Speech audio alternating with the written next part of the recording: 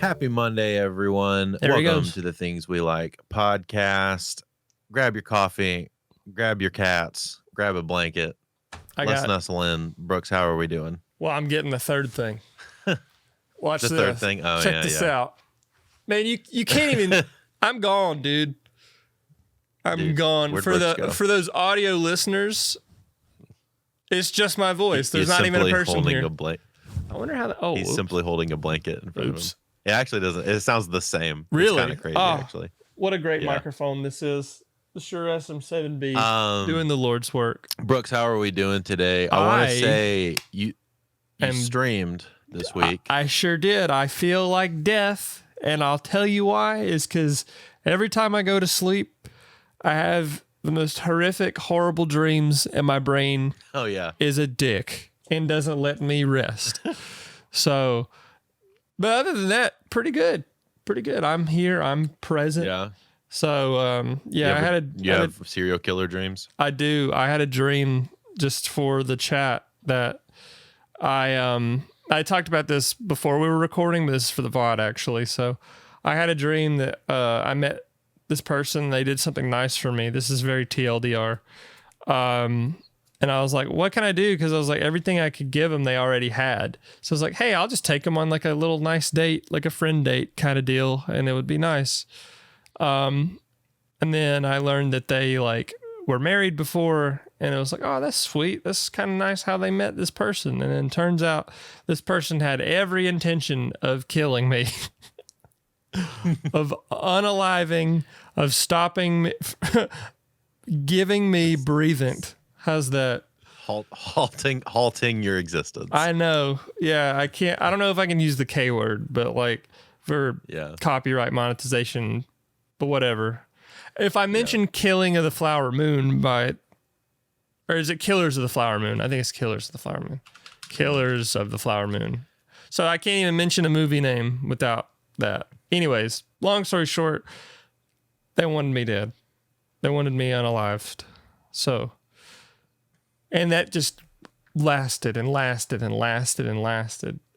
And then you didn't sleep. No, absolutely not. Well, Brooks, it was really good to see you streaming. Oh, that might be a little hot. It was really good to see you streaming, especially one of my favorite games. I know, right after we talked about it. Hollow Knight. It was amazing. Yeah, I played it till like 4 a.m. And then I got up at for like 5 hours, bro. I know. And then like you streamed for like 5 hours. I streamed for 5 hours. I took a break and then I played it another 5 hours. And then I slept 2 hours and went to play at church the next morning. So that game is so much fun. Oh, man. It's awesome. I picked it after watching you stream it. I picked it up and like I have a game I'm in the middle of, and I've just kind of wandered around. There's for a an little achievement for beating it under 5 hours, and I'm like, I don't know how I'm going to do that. How in the world? Yeah, I think. Let me double check. There's like a speed run under 5 hours. Hollow Knight. Yeah, so it exists. Yeah, it's a speed run achievement, but there's a guide for it. I don't know. I have no idea how that's even possible. Somehow it's possible. That's crazy. But anyway, yeah, that was a lot of fun. I should be streaming more games like that this week. I think Bloodborne is the game that I want to stream. Maybe Saturday. I might go see Madam Web with Ian because that movie is apparently super cringe. It's supposed to be terrible. We got to have a film day where I don't think I have 5 favorite films, but I mean, that's what I want. I do. I know you have to. I have one, my all-time favorite, which I won't spoil now, and it's the stupidest thing in the world. But anyway. Yeah. We're getting kind of distracted. Before we hop into our top 5s today, I want to give a disclaimer for our audio listeners on Spotify. We will be doing chat breaks in between certain topics, and like every now and then, because like not every stream is going to be, or not every podcast is going to be a top 5. Obviously, we're just kind of establishing our tastes. We're establishing who we are as people, what we like. Obviously, the name of the podcast, but in between certain topics, we will have specific chat breaks, and we will address that. So if you are not watching the VOD, if you are listening purely on Spotify, we got you. Shout out to my buddy Adam. Love you, Adam. He gave us that advice, and I thought it was a very, very fantastic good idea. So thank you, Adam, for helping us make our podcast better. Yeah. Which also means for chat that it's live with us right now.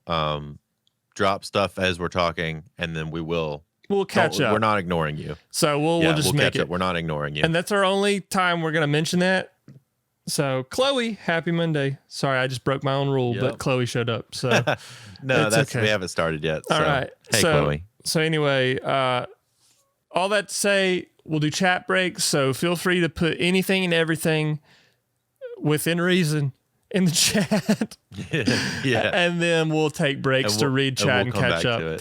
But anyways, let's go ahead and jump into heads or tails. Today's topic. Yeah. Today's topic, chat, is top 5 musical artists, bands, artists, individuals, whatever. I'm very excited about this one because this is like very much my wheelhouse. I think I know and maybe one of yours, but I've never heard you express those to me personally yet. I have my 5. We talk a lot about music. We talk a lot about music in our general conversations. Yeah, because that's what we both do. That's what we're best at. I would argue that's what we're best at. And so what I'm hoping is that everybody listening will have 5 new artists to go check out after this. Right. I don't know if we will have any crossover. I don't think we're gonna have any crossover. I don't think so at all. So they'll have 10. Yeah. I'm pretty sure they'll have 10. There you go. Okay, heads or tails? Brooks, heads or tails, baby. You go next time because I went last time. Oh, okay. Well, I'm gonna executive decision. Heads or tails, Brooks. I'm gonna pick tails. So flip a coin. It's tails. Son of a bitch. Well, I guess I'm going first. Didn't I pick that? I already forgot what I said. First. Okay. All right. Let me get situated. So I think my number 5 pick, again, just to preface my music taste, I listen to anything and everything, but my taste is very generally normie. Like if I'm like, oh, this is my favorite band, it's a popular band. Like all of my favorite bands are popular bands, and it's not like some underground artist. Not that I don't like those or don't listen to them. It's just that the music that I gravitate towards the most is like the popular stuff that like people know about and people generally listen to more. I don't know. I've just always been drawn to that. It's like their music is popular for a reason, So, and my favorite artists and bands will color that take for sure. So my top 5 is going to start. Number 5 has got to be Coldplay. Has to be Coldplay. And this is a recent favorite. Solid choice. I don't always listen to all of their music. I love their first album, Parachutes. I love A Rush of Blood to the Head. I love X and Y. And I love their later stuff. I can't think of the Head Full of Dreams. Oh, that stuff is Head Full of Dreams is one of my favorite tracks of theirs. The documentary is amazing. Yeah. It's super inspiring. I think the reason they're a big favorite for me and is more of like an ethos kind of deal. It's more of like the what the band stands for and how they operate more than their actual music. Cause like, I don't like every Coldplay song, but like you don't have to have a favorite band. There's going to be stuff that an artist does that you just like, that didn't really hit me. That didn't really do anything for me. But the reason that I love Coldplay so much is because of like Chris Martin and his vision, and like it parallels our band, a band called Love, a lot. And like, Ian and Ryan, those guys take so much from Coldplay, and not their like style of music more, but it's just like their approach, inspirational wise. Their approach to the craft, their vision, their just their drive and their reason for existing. That's why they're my top, like number 5 pick. Just for that. I mean, they have amazing music, a lot of underrated tracks too. Their debut album is iconic, and then like songs like Clocks will be timeless. Anybody can listen to Clocks and be like, yeah. The Scientist is a great song. And then they have underrated tracks like Swallowed by the Sea, which I think has an amazing melody off of X and Y. It's like a later deep cut from X and Y. And Head Full of Dreams is just like a big, like a arena banger. And like, I don't know. That's really all I have to say about. Viva La Vida's super sick. Yeah, of course. Like, it's different. I will say, so Coldplay's one of those bands for me that I think I've listened to every record that they've ever put out because I enjoy them. They're one of my wife's favorite bands. Yeah, she really likes the first Parachute. She really likes the first record a lot. It's a great album. That was like one of her favorite records. And we have a double vinyl of X and Y at the house. Oh, sweet. And it's one of those that I don't know. It's one of those that I love a lot. They're not in my top 5. I do love them a lot. Mainly because I can always count on loving at least, whether I like the album as a whole or not, at least 3 to 5 songs off of every single record. It will be like, love that. That's going in the playlist. You know what I mean? Yeah, because they have some albums that I haven't listened to Ghost Stories all the way through yet, and that's a shorter one. Bro, there's some bangers on Ghost Stories, but it's more chill. It's more low-key. And then like they get more and more artsy as they evolve. Like Viva La Vida was their first. Wasn't that their first record with Brian Eno? I think so. So it was the first one that. Weirdly, it was the first one that kind of put them in the mainstream. Yeah. Like they were already pretty mainstream prior to that with like The Scientists and stuff like that. But Viva La Vida was like, I would call the first, like one of those first viral sensations for them. Yeah, because that song is so different than anything on the radio ever. Yeah. What's up, Marcus? Thanks for showing up, buddy. Yeah. Well, it's one of those things where they also do a really good job of shifting vision. No one record sounds the same. The closest is like maybe Rush of Blood to the Head and Parachute sound closer. And maybe like the first 3 sound closer, but kind of as you progress through their records, they sound vastly different. They do. From record to record. It's awesome. So yeah, my top 5 would be Coldplay. Solid number choice. 5, Coldplay for me. So what is your number 5 favorite? Number 5 for me is, I feel like this is probably a lot of young dudes' introduction into like rock music. I would argue some of the best songwriting, though at the time we didn't know it because it was rock music with guitars that our parents would let us listen to, and that is Switchfoot. Yeah, that's a great. Switchfoot. Oh, Switchfoot is awesome. Ah, dude. No misses, no record, like every record, same for Coldplay. Like every record has like a handful of songs that are bangers. And I would argue like the earliest records are like, you have the first debut major record, obviously, was the one with Meant to Live on it. Oh, that's a great song. And then you have Nothing Is Sound after that. That's fantastic. You have Oh Gravity, like half that record's awesome. Yeah, and then Vice Versa's, like that record's like grungy. And they were doing that like 90s grunge thing, like before it super became popular again. And so it's really cool to see them like not only be kind of ahead on that way, but also like continuously write just straight heaters, bro. Some of the best guitar-based music. Oh, dude, existence. Yeah. That's a band that a lot of my friends talk about. A lot of my music friends talk about Switchfoot. Like Julian from Stay Here, Julian Chawla, he loves Switchfoot. And he's told me about that before. And that's a band that I need to like hop into, and because they have that, I don't know the name of the song, but they have that one, Stars. Yeah, dude. That is That's a off the- crazy that's off the, riff. Like that is yeah.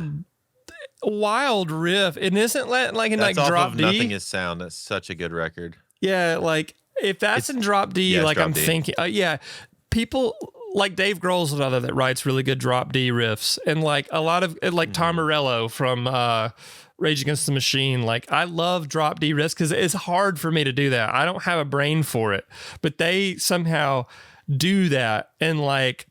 It's awesome. So yeah, Switchfoot is a super solid choice. Not a band that I'm incredibly familiar with. Obviously, growing up in like the evangelical like church world, like you're exposed to that, and like it's like okay, you can listen to this because Switchfoot's on 104.7 The Fish. You know, that's a radio station that's based in Atlanta. That's like it's appropriate Christian, not even really Christian, but like it's appropriate clean rock music that your parents will be like, oh this is they are good. based in Atlanta, right? That's an Atlanta base. I want to make sure. Like I'm not 99% sure, but if I was The like Fish, yeah. I'm gonna look this. The Fish is Okay, good. They're in Atlanta. Switchfoot's based in California. Okay, cool. So Switchfoot is they some California boys. That's awesome. That's a great pick. Again, a band that I'm gonna have to like dive into. So if you've never done the dive into Switchfoot, and maybe we should do this with every record, and you can go back. You can do this with Coldplay here in a second. If you've never dove into this band, 3 records that you should listen to are The Beautiful Letdown, which was like their first major record. And that's the one with like Meant to Live on it, Dare You to Move, like a lot of their big hits. Yeah. It's on that record. It also holds up incredibly well. Like the mix for being done in, I don't even remember when it was originally released, like 2004 or something like that, is incredible. Nothing Is Sound is the record that comes after that. Also fantastic. And then if you want something different, if you're into more grungy kind of stuff, I would suggest Vice Versa's. And if you're into like more poppy radio like rock stuff, I would listen to Hello Hurricane. Hello Hurricane was mixed and produced by Eric Valentine, who's one of my like production mix legends. That's awesome. Yeah, that's like he's I don't know a incredible. lot of the producer like guys like you do off the top of my head. I mean, there's like you've got like your Rick Rubins and your Butch Viggs, and that's from the world that I'm familiar with. But like those guys and like the metalcore, because that's also what you do for a living. So, sorry, I knocked the mic away. Yeah, no, the friggin' Switchfoot, man. They're a band that whenever I'm like, I just want to listen to something and I know I'm gonna like it. Yeah. And that's kind of with all of 5 of mine, is like I had to think about it in terms of these are all bands / artists that if I'm bored, I will just turn on and listen to. Yeah, and like that's I don't great. care where I'm at. I don't care It's like a what soundtrack song to your it is. I don't life, care what kinda. album it is. Yeah, dude, it's so good. So Learning to Breathe was technically their first record. Yeah. And it had an original version of Dare You to Move. That's so sick. Oh, did they re-record that song? Yeah, so that one was in 2000. And then Beautiful Letdown, which was 2003, was their first Sony BMG record. That's cool. I do believe. So, and for Record's me, banging. to That's go- my number 5. Sweet. So Switchfoot, and then there's the recommendations. My recommendations for Coldplay, honestly, Ian would be able to tell us better than I could. So I would say my top 3 like recommendations for Coldplay would have to be obviously Parachutes, if you like that early or like that late 90s, early 2000s like alternative rock. It's way more stripped down. The songwriting is really good, but it's very bare bones compared to what they would do later on production wise. Then A Rush of Blood to the Head. They're kind of sort of finding their sound. It's still more alt rock, but the production's better and the songwriting is still really, really good. And it's got like Clocks and The Scientist, and it's like God Put a Smile on Your Face, and then Politic, which is an amazing opening track. And then Warning Sign, which is a beautiful song. It's just got tons of like really great songs on it. And then let me make sure I get the actual name of this album right. Because it is a little bit different than what I remember. I would say, hold on, I'm like scrolling through like the EPs and everything. Talk about Milo Xyloto. It's Viva La Vida or Death and All of His Friends. That's the actual official name of the album. But the Prospects March edition is what I would recommend because it's got like, it's the more complete. Bro, the EP? Yeah, it's so good. Let me see. So is that like the underrated EP? Is that technically the EP or does it have? Oh, it's got 2 discs. Prospects March. Yeah, Prospects March is an EP that came out in pairing with. Yeah, so like pairing with Viva La Vida. Oh, okay. So on Spotify they have them separated as 2 discs. So they've got they've got the whole album. It's essentially like B-sides. Yeah, so that's what I would recommend. God, they have so many good albums. Like freaking Music of the Spheres is also freaking wild and cool. Yeah, the recent one. Yeah, that's good. Head Full of Dreams, Ghost Stories, Milo, Xyloto. Like, those are my 3. So, all right, number 4. Yeah. My number 4 pick, I'm just going to warn you right now. You either love this or you hate it. And I have my reasons for picking this band. Kind of sort of a hybrid band artist. And there are reasons to dislike this band. I know. Dave Matthews Band. Solid choice. It's a meme. I mean, I'm a meme of a human being. I'm a meme. It's appropriate for It is appropriate. Now, let me defend this. Dave Matthews Band got me through a really tough period of my life, so I do have an attachment to their music. And I just think Dave is an amazing guitar player, very unique acoustic guitar player, and a really good songwriter. And their music as a whole, if judged based on the music, I know, like, if you've seen Deadpool, where he's like, he jokes about like Dave Matthews Band being like terrible and like torture pretty much. That's sort of kind of the joke. It's like, you either really love them or like people just, they're a popular band to hate. I don't understand why, really. It's like Nickelback, but without actual reasons. Yeah, but I have a friend of mine, God bless her. One of the funniest things that my friend Mara, probably the funniest thing she has ever told me. She is not a fan of this band, and she has her reasons, and they're totally valid. But the funniest thing, I'll never forget this as long as I live. I said, why don't you like the Dave Matthews Band? And she doesn't give me a reason. She doesn't explain it. She just starts going, and I was like, I get that. That is the funniest shit I've ever been a fan. That hit me so hard, and I'll never, ever forget that as long as I live. But she's right. But okay, right. So let me defend musically. I don't like every album that they've done. I think that I think every guy. I don't know if this is a non-male thing or not, but every male that I have known goes through their Dave Matthews era. Mm-hmm. So every male, I think, in their life, has listened to Dave Matthews a couple times, and been like, okay, this is pretty cool, and I understand it. One, they have the things that are, from a music perspective, for me, the things that I enjoy about them is the fact that it's got the weirdest band setup. Yeah. Acoustic guitar, vocalist, bass player who shreds. He's so good. R.I.P. R.I.P. Oh, no, he's still alive. R.I.P. the sax player. No, yeah, the sax okay. player. Yeah, sax player, yeah. R.I.P. the sax player who also shreds. Leroy Moore. And then the drummer,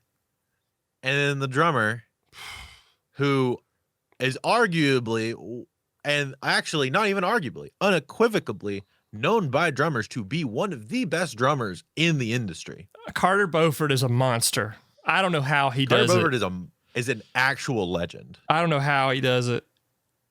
People need to put some respect on that man's name. I know. Whether you like Dave Matthews or not. Because he also did some drumming on, Supernatural, the Santana album. Yeah. He did some stuff on that, and Dave Matthews has a song on that album. He was a session drummer for a lot of people for a Yeah. run like before Dave started taking off.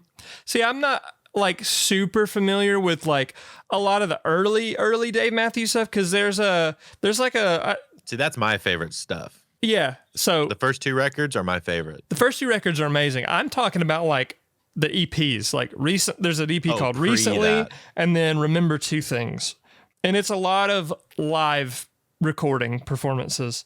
And then 94 Under the Table and Dreaming is like their first. That's the one with like ants marching and like Satellite. That's the debut. That's that's the the debut ones album that I know. So they did a lot of live stuff and had live recordings before, and they were like a college band. Like they were popular in the college music scene. Dave was like originally a bartender, and they all met doing all this stuff, and like they have so many amazing musicians. I'm just gonna read off all the current band members. Yeah, because I know they've changed over the years. Yeah, they've had some lineup And changes. he added more people since because the setup that I listed off just then was the setup that I knew him from the first two records. Yeah, and it was like his more stripped down setup. I think now he's got like a larger band. They're playing at Ameris Bank Amphitheater this May, I think. Tim Reynolds is the guy I was thinking of. Tim Reynolds is an amazing guitar player. I'm gonna look up just so I make sure. Bro, there was a long time where he didn't have a guitar player other than him. Mm-hmm. And then Tim Reynolds came in. I think he came in. There's and like rest in peace, Leroy Moore. I don't know who like R.I.P. Peter. I don't know how to pronounce this if I mess it up. Peter Greiser, Griesar. Butch Taylor. I don't know these guys.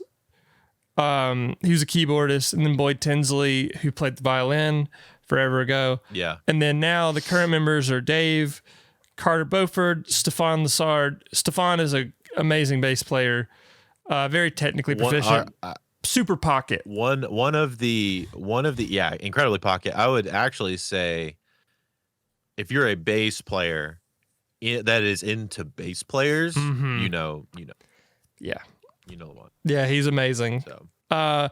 Tim Reynolds, Rashawn Ross, Jeff Coffin, and Buddy Strong, who currently play now. But anyway, the reason that I love this band is just for the songwriting. I love how weird it is. I like weird stuff too. So like, I love how it's both. Yeah. Like every time every time somebody does a sound check as a band, and you hear all right, test the snare, you go. But yeah, exactly. And like that's what I'm looking forward to. I want that to come out so bad. So this is gonna be. I'm just gonna preface this now. I'm gonna talk about the poop bus incident, but you kind of have to. Yeah, you kind of have to. I love this band. I think that was a horrific tragedy. And like, that's the kind of literally, that's the kind of shit. For no those, pun intended. You'll have to explain what happened. For those that don't know. No pun intended.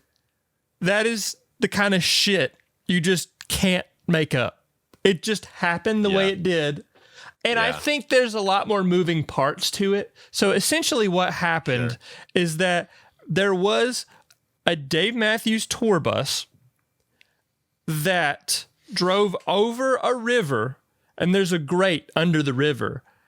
And buses have stations to where you have to like dump waste. It's like designated for the buses, like the tour buses. And it's like an industry rule that you don't poop on the buses. Like that's just, you try your best. I mean, if you just have to, last resort. Yeah. It's there. But like generally you don't. Generally you no-no. don't do that. So what happened, and I think from the research that I've done, I could be wrong.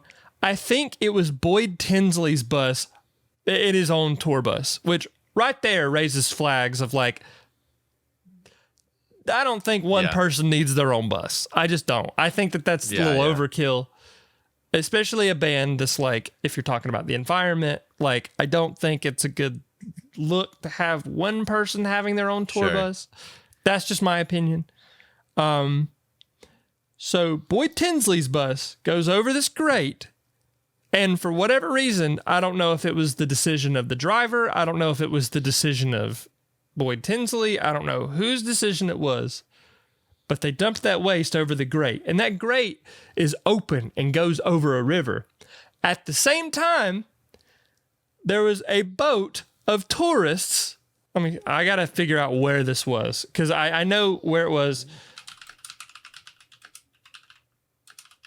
I just have to know exactly where. There's a plaque dedicated to it in Chicago. We'll play the video. So we'll play the video. It's a stinky anniversary today. 19 years ago, the Dave Matthews Band tour bus dumped 800 pounds of human waste on a river cruise that was going underneath the Kinsey Street Bridge. Yep. The boat passengers on the architectural tour say it ruined their clothes and made several of them sick. Yes. The band's tour bus driver admitted to doing it, paid a fine, and served a year and a half of probation. How can we forget? What a nice memory. To honor the event, what a nice memory. There's the Kinsey Street Bridge. They have a plaque about that. And that sucks because amazing. Okay, here's my opinion about that. I think that was negligence on the bus driver. Sure. However, that technically, I don't know if you agree, I think it is the band's responsibility overall. Yeah, they hired the guy. Yeah. That's the problem. So, like, you know, that's sort of, and I don't hold this against the members of the band because I'm sure that they felt bad about it. Like, yeah, like I'm sure that like, and I'm sure they were embarrassed about it. And I think according to the research that I've done, they didn't handle it very well. Like they sort of kind of denied it. And then they were like, okay, yeah, this happened. But all that to say, I still think they make great music. I still think that they overall are a great band and they do really great things for their community. I think this was just a mistake. I think this was just negligence on the part of a driver, and I don't think it was handled well.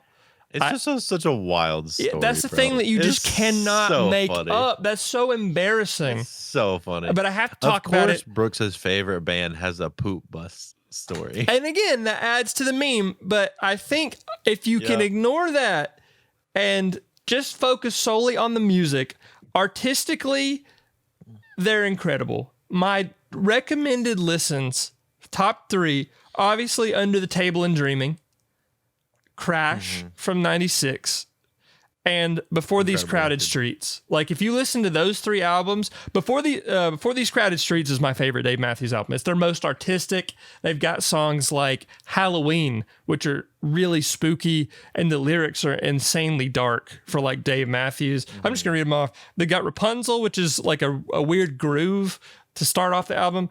Don't Drink the Water is like very like, it's very somber, but it's about like, I'm pretty sure it's about how like essentially white people came over and like took land from Native Americans. It's almost like a political kind of like, Yeah. let me look up the lyrics to this because it's like I'm going to give you, while you're doing that, my recommendation would be, yes, the first two that you mentioned, and then Big Whiskey. Oh yeah, Big Whiskey and the Gru Grux King. Yeah. What a wild ride. Yeah, well, they called him Leroy Moore. That was dedicated to him. They used to call him Grux, which is random and funny. Yeah. But like, it's like you being called Books or Egg.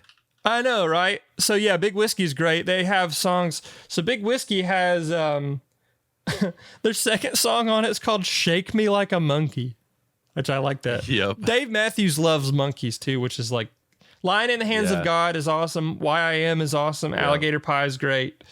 Funny the Way It Is awesome. Yeah, it's great. So the lyrics of "Don't Drink the Water," I want to make sure I get them right. It's super heavy. Let me see. I gotta find exactly. It's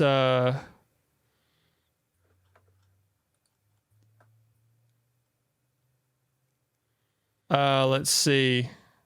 Maybe I'm thinking of something different.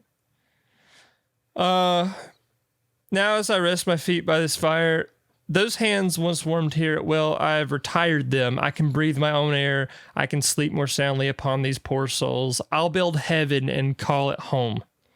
And I live with my justice and I live with my greedy need, or I live with no mercy. I live with my frenzied feeding. I live with my hatred. I live with my jealousy, or I live with the notion that I don't need anyone but me. Oh. Yeah. That's big. And then if I were to recommend a live track, like live tracks, because a lot of Dave Matthews stuff on Spotify, for example, are their live stuff. Also, their most popular stuff is their live stuff. I think The Last Stop is the other song that I was thinking of. Last Stop is great. The Stone's great. The Dreaming Tree is great. Yep. Pig Spoon, Halloween. It's an amazing album. And then Stay Wasting Time is like an upbeat. It's like the only upbeat, one of the only. It's just a nice upbeat, like, let's just hang out and have a good time song. And then the rest of it's like, don't drink the water. There's blood in the water. And then Halloween. Let me read. Yeah. I know I'm getting sidetracked, but let me read you this lyrics. This is the last thing I'll say, and then we'll move on to number 3. But Dave Matthews. So Halloween, the lyrics to this are insane. Let's see. Where's the part? You guys can. I hope you guys can feel how much Brooks loves Dave Matthews Band. It's just amazing conversation. It's I hope you guys can viscerally feel it.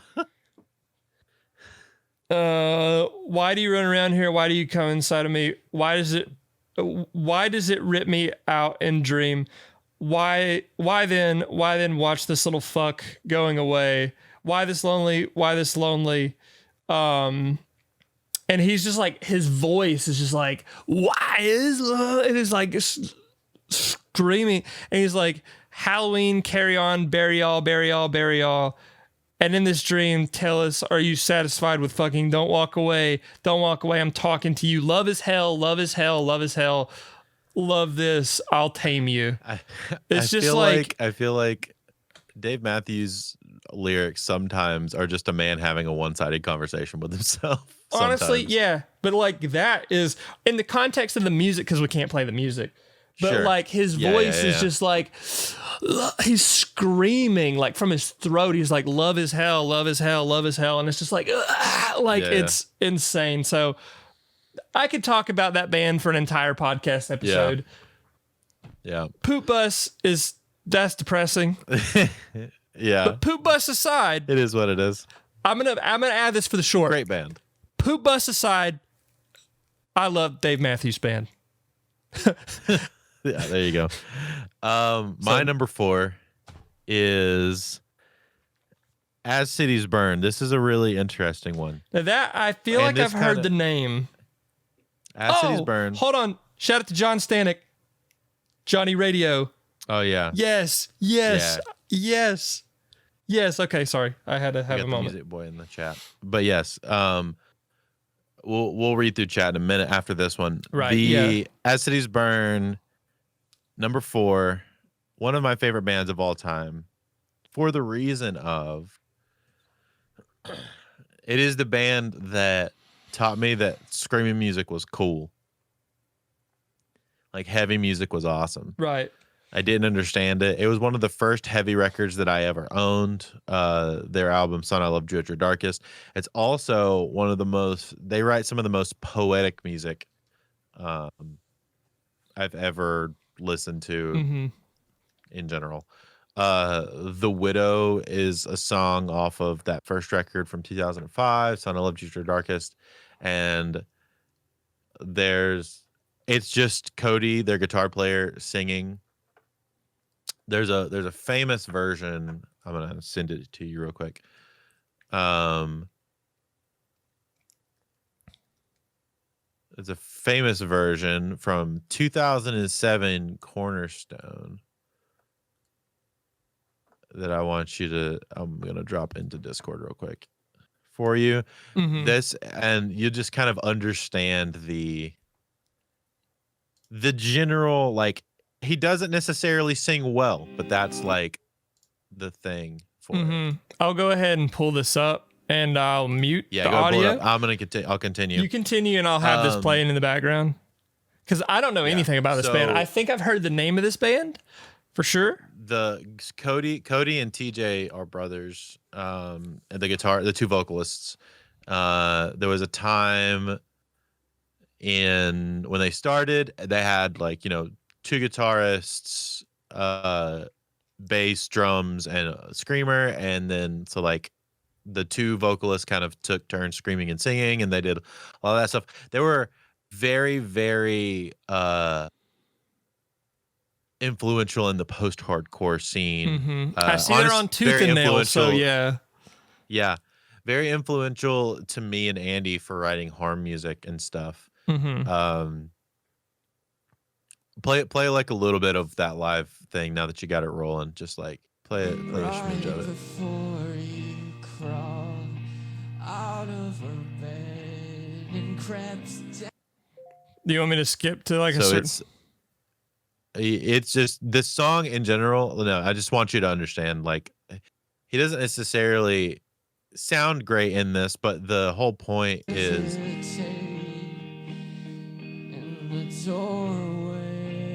It's a song about his dad leaving him and his brothers. Well, you don't have to sound perfect if you have a purpose and emotion. It's kind of like the Bob Dylan effect, where it's Bob Dylan kind of sound like idiot, but he changed the world. On record, they do on record they do sound great. It was just this is so emotional. I can tell. And this record. Yeah, it's there's I'll read some of the lyrics for it, but it's such a good.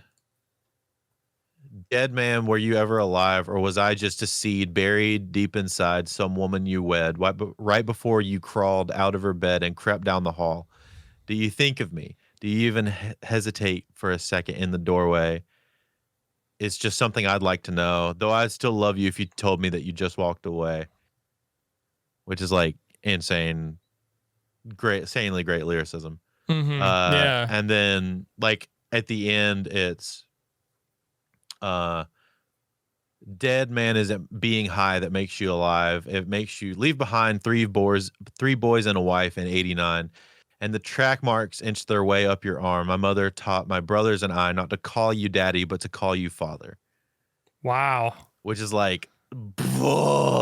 just heart-wrenching. I know. I feel like we're going to get obsessed with what we're talking about, and this is going to be a longer episode, and I'm totally for that because we both love music so 100%. Much. But that's this incredible. One specifically is so good. The lyricism is so good. I won't spend too much longer on it. There's they only have four records, so if I were to recommend any of them, I would say Son, I Loved You at Your Darkest, which is their first record. Incredible record.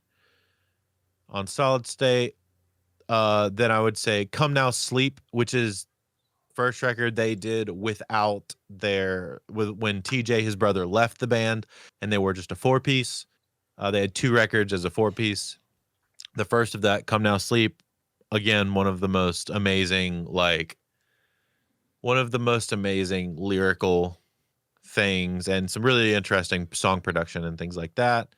And then Scream Through the Walls, which was their record they put out in 2019. That record is actually very special to me because whenever they were touring on that record and playing that record in the Southeast, Harm actually got to play a handful of shows with them. That's crazy. That's awesome. Playing a show with like one of your favorite bands, I can imagine is just like, it was, and like being able to meet them and talk to them. And I met some people through that have been like really, really cool.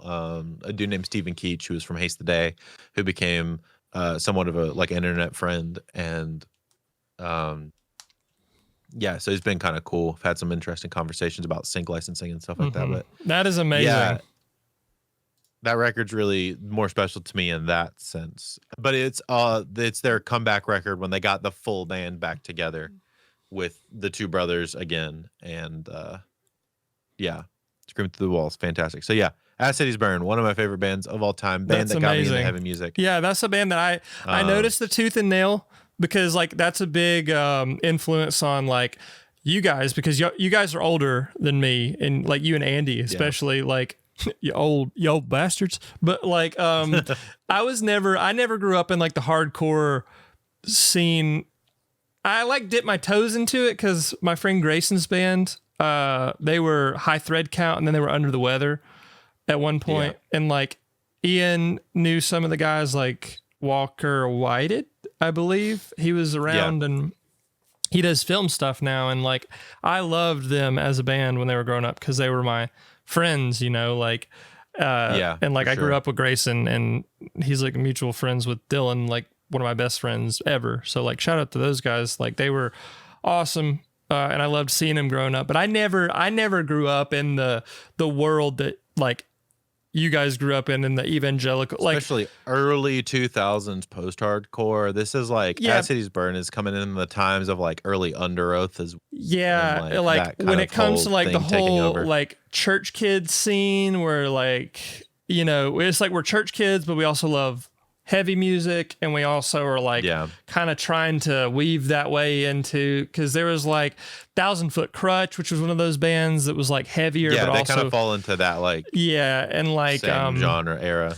But like you guys grew up in that and I didn't, but Tooth and Nail was a huge influence of the culture, to my understanding, of that world. Because they would 100%. sign. They were the driving force of signing a lot of the bands that shaped Tooth and Nail and the subsidiary label Solid State, which was like the heavier label of Tooth and Nail. Tooth and Nail was like, we're going to be like rock and emo, and then Solid State was like, we're going to be like metalcore. And that's cool. Okay, yeah. So that's my understanding of that. So number 4, your number 4 pick is really nice. I'm going to have to listen to them. So let's do a chat break. Dude, if I would recommend one album for you to listen to start with, Son, I Loved You at Your Darkest. Just listen to that album. Okay, I'll have to do that kind later of today. Exemplifies everything for them. Yep. Chat break. Yeah, sorry, I got carried away. I saw people. I saw when you see John Stanek in the chat, you freak out because I love his content. So Marcus Aaron, good old shout out to Johnny Radio. Merry Listen Monday. to Johnny Radio because he's a cool dude. And Chloe said I was gonna be shocked if it wasn't on your list, talking about Dave Matthews. Matthews. Yeah. And they were like, I remember this. If you can ignore the poop bus incident. Yeah. Dr. Deathwish, what's up? I hope you're having a wonderful day. What's up, dude? So we're doing like chat breaks in between our topics so we could talk to the chat and for the audio portion of this when it goes up on Spotify. Oh, Sarah. Bugs. So Sarah, it's early for Sarah. She's in Seattle. So she's Siri, what time is it in Seattle? It's 8:44 a.m. in Seattle, Washington. Heading to work. So see, there's people across the country who might listen to us on their way to work. So shout out to Sarah. Sarah's was popping. Yeah, we're just talking about music, me and Andrew. Sarah's been friends. We've been friends for 4 years now. Like this. Very cool. So she's very cool. Very special to me. Gus. Oh, Gus is in the UK. No, he's in Canada. He's in Canada right now. He's from the UK. Yikes, 4 years. Going on 5. Half a decade of loving Sarah Revis is what I've been doing. So same for, well, Gus. Gus is like, he's been around just forever too. So, and May. Yeah. Listening while getting ready for work. So Gus, May, and I've been friends with May for have you, May. Yeah, May. I've been friends with her for a long time as well. Pretty much 5 years, right? Because I met her in like 2019, maybe. It was around the pandemic time, like right when the pandemic started is when I became friends with a lot of these people, which is crazy. Gus 3 to 4 years. And then Chloe's been around for a long time as well. May actually saw me play with Imprint, funny enough. So that was a trip. Oh, while you were on the run? Yeah, yeah. Talking about music cool. stuff. Same for Adam. Fun. Adam also, my friend Adam, who gave us the stream advice, also. Since COVID started, that's around the time that I noticed Sarah in the chat, and then we just became really quick friends because we share the same brain cell, and it's working its ass off to keep us alive. So, it's happening. It's functioning. And then barely, so but it's functioning. Yeah, so good people in the chat. I met Brooks because he couldn't pronounce my last name. I couldn't at first, but then I had to figure. I'm like so big on name pronunciations because people get my name wrong all the time. I treasure our picture together. Absolutely.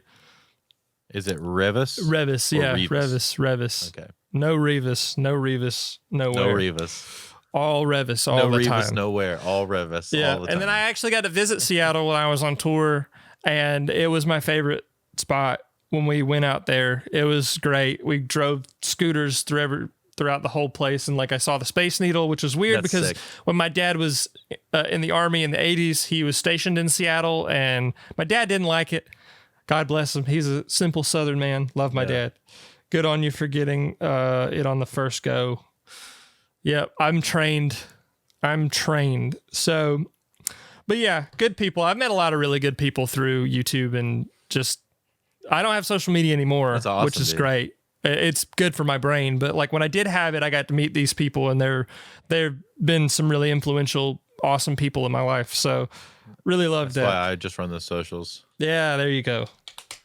And Gus is also a homie. Well, Gus has been around a long time and just a big community member. But yeah, good people. Yeah. Love meeting good people through what I do. Good and it's people. Awesome. Hopefully I'll meet even more. If you're listening to this after the fact, we do stream this episode stuff currently on Brooks's channel. Yep. And yeah, if you want to be in chat and be a part of chat convo, we would love to have you. Yep. All the mods are fun. All right. So we're going to hop into after our little chat break. 3. Love you guys so much, by the way. My number 3 favorite band. This is going to come to no surprise to people who know me and my influences. 4 words, Red Hot Chili Peppers. Got to give it to the boys. Hey. So I remember my dad having like that's your Switchfoot. I imagine them being the people love one of 2 bands, and it is Switchfoot or Red Hot Chili Peppers. Yeah. So when I was growing up, I started playing guitar when I was like 10 or 11, just power chords. Dad teaching me certain stuff. We had a Squier bass, like one of those cheap Squier basses. And Dylan and I used to play Rock Band all the time together. And he would play the guitar part, and I hopped on the bass part for Danny California, the song. That's the song that like made me a bass player pretty much. And that's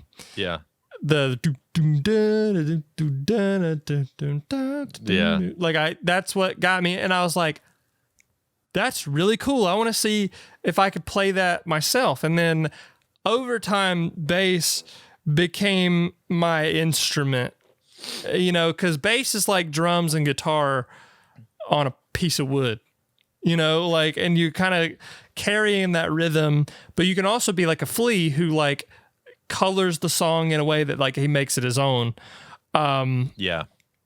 And there's Les Claypools, there are Fleas, there are like your famous bass players for being the bass player kind of deal. But like most bass players are kind of in the background. They're kind of the unsung heroes of the bands. Like Guy Berryman and Coldplay, like I just talked about. Guy Berryman's fucking amazing. Very Less is more simplistic, but like love his bass line. Like God put a smile on your face. Like it's very subtle, the differences that he has in that bass line, but they're very, very good. And like High Speed and like all those like what's his name for the 1975? I should know him. But yeah, that's also another great example. Yeah. Yeah. Solid pocket bass player, but also like knows when to be flary. Yeah, it's like you know when to give him the stank, you know? But like Flea in that band shaped my musical taste, shaped the way I play bass. It gave me my chops, because I remember growing up, Stadium Arcadium is like the album, because it's a double album. It's got plenty of stuff to learn, plenty of stuff. I would sit in my room and play like 3 a.m. in my dad's room. So it would be like my room and my dad's room. So for the audio listeners, my room would be on the right, separated by a very thin wall. My dad's room would be on the left in our house, because I grew up in a small house. And then I would hear, I'd hear banging on the wall at like 2 or 3 a.m. because he had to work. And, you know, I was just up playing music, you know, because I just love doing that. And then that band, it taught me sort of how to play bass. It taught me the fundamentals of bass. It taught me, it gave me my chops as a musician. Not only that, but guitar as well. Like one of the first songs I ever tried to learn on guitar is Snow Hey-O, which if you know Snow Hey-O, I still can't play it right to this day. And I've been playing guitar for almost like 15 years. I get close. I'm like 90% there, but I can't quite articulate it, because John Frusciante is one of the greatest guitar players to ever live to do the shit. You know what I mean? So like, 100%. And not only that, but Chad Smith is probably my favorite musician in that whole band, because Chad Smith as a drummer is the drummer's drummer. Like, he's professional. He is very simplistic, but he can also play like some really complex stuff and do like, if you listen to By the Way or it's Warped, that song Warped, he has a really great drum part, but he's also got the hi-hat, like keeping perfect time with the hi-hat. And then I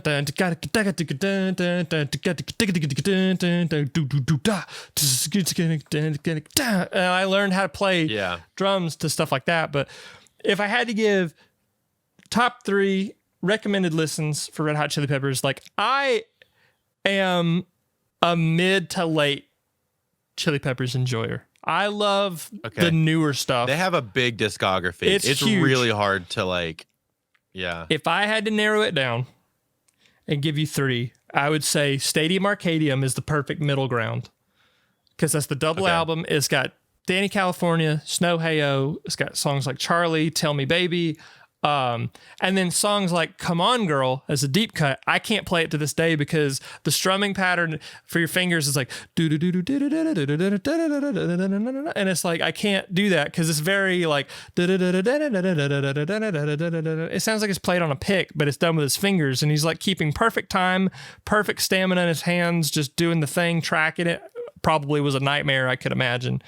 But Stadium Arcadium is, I could talk about that band again for a whole podcast episode, but Stadium Arcadium. Then I'm With You with Josh Klinghoffer.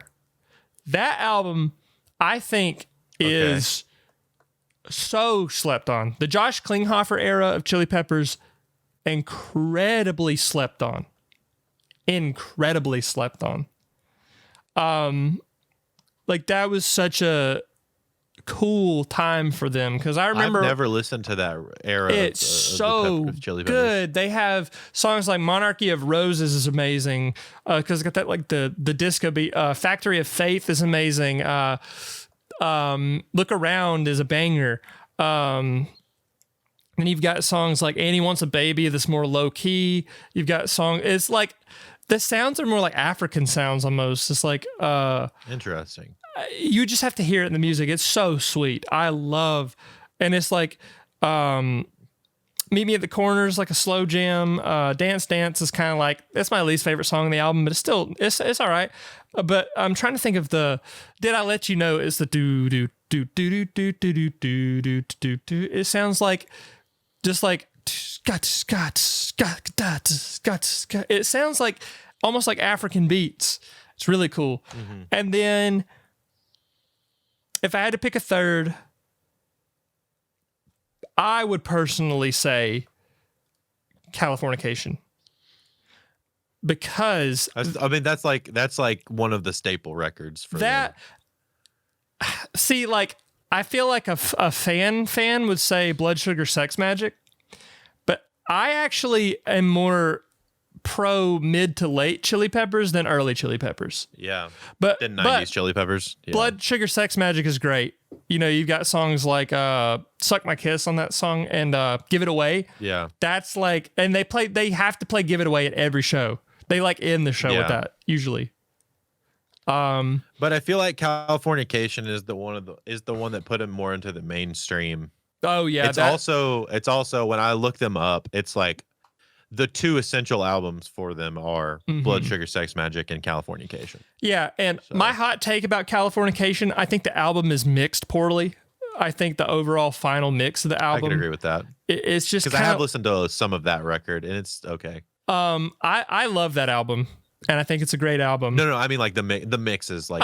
The mix is I think is doo-doo compared to like, because the last album they did before that was One Hot Minute, and One Hot Minute is mixed because they did it at Sound City. It's mixed and produced way better. It's way cleaner. And that was with Dave Navarro of Jane's Addiction, which is like a weird time for them, but like. If I had to pick top three, Stadium Arcadium, Californication, and I'm With You. I'm With You is a hot pick. It's like a hot take pick because like some people don't like. Yeah, but I've never checked it out. I've never interesting. listened to like post 2010 Chili. Josh Klinghoffer is a very creative guitar player, and he actually collabed with John Frusciante on his solo stuff. So he's been around, and he's a great guitar player, very underrated. I mean, even albums like Dark Necessity. No, it's The Getaway. Sorry, Dark Necessities is this song. The Getaway is also cool. Not every song is my favorite. Blood Sugar Sex Magic is great.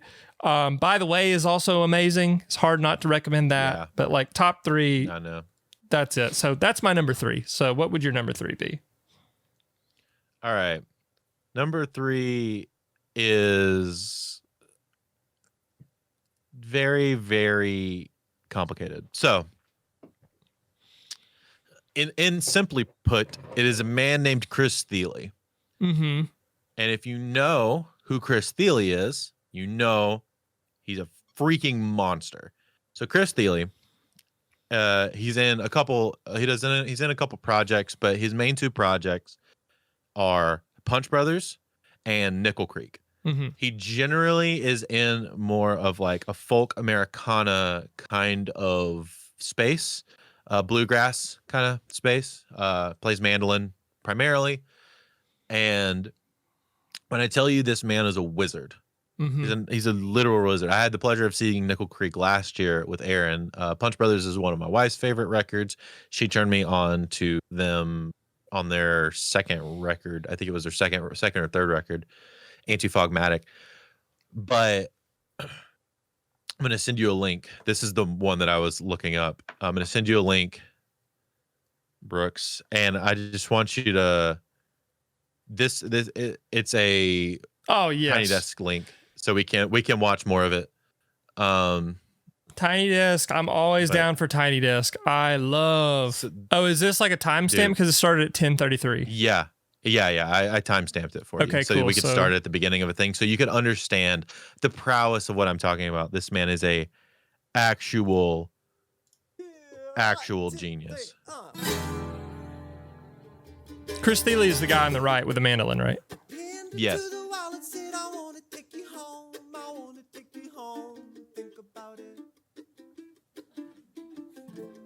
but he's also got such a pop sense of melody. So I'm Like, pausing in between each of the. Yeah. Everything that he does is very like current melodically, but he's just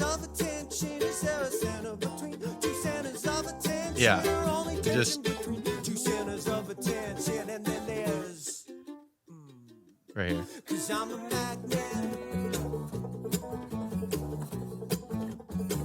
That's sick. Dude, what a hook, right? Ding, ding, ding, ding, ding, ding. But it's bluegrass.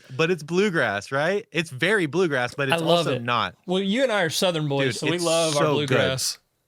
It's so good. And so they have a 3-piece. Nickel Creek is his other band, and they're like a little more traditional bluegrass mixed with like pop. Punch Brothers is what I would call like progressive bluegrass, which is like they do a lot of crazy like I gotta listen to this. This guy's tapping on the. intertwining. Yeah.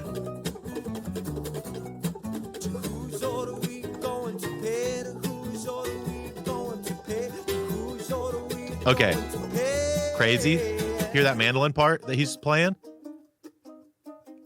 He's doing that while he was singing. Holy Lord, I don't even understand how people do that. Yeah, it's nutty. Oh, it makes my So, brain hurt because that again, that's like a he is Dave Matthews thing. He's an inspiration. He's an inspiration Because as far as because when you listen to Dave Matthews play a song like what is it? It's oh my God, I'm blanking on the song.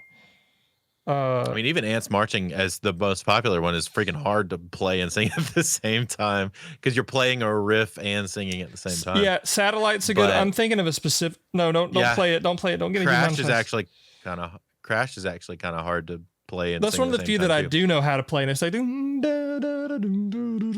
Yeah, like I like I that. can play it, but playing it and singing it at the same Oh, time dude, is actually I'm very, thinking very of difficult. I'm thinking of Warehouse. You know that song Warehouse? The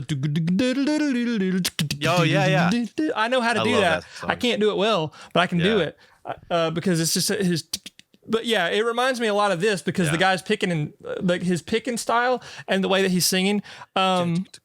It's cool. It's cool. Yeah, dude. I It's like so this a good. lot. So Chris Thile as an artist, just in general, like I like his solo stuff.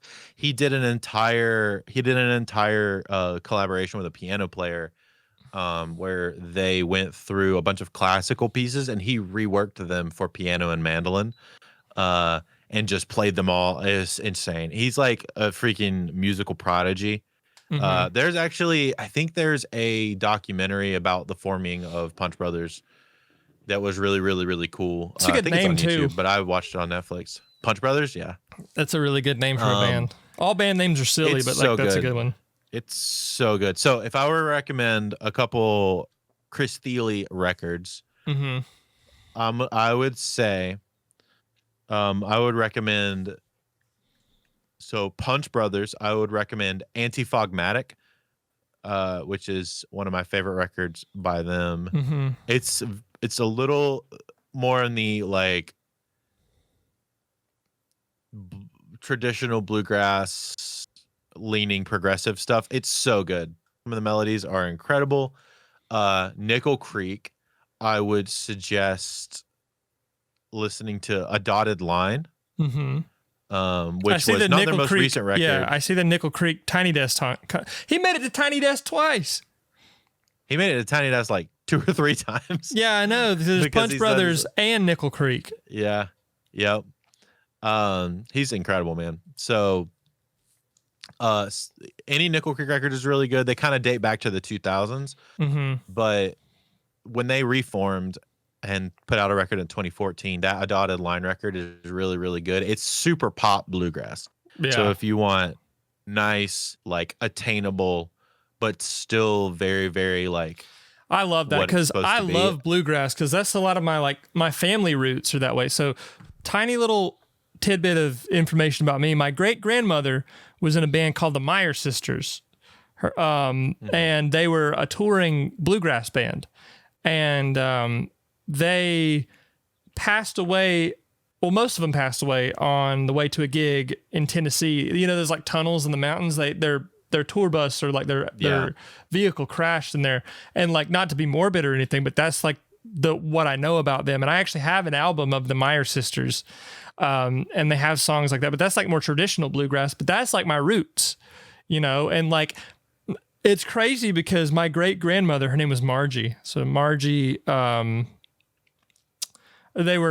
was her maiden name. So they were the Meyer sisters, but like, she would have outlived my grandfather probably, because she's just one of those like resilient people from that time.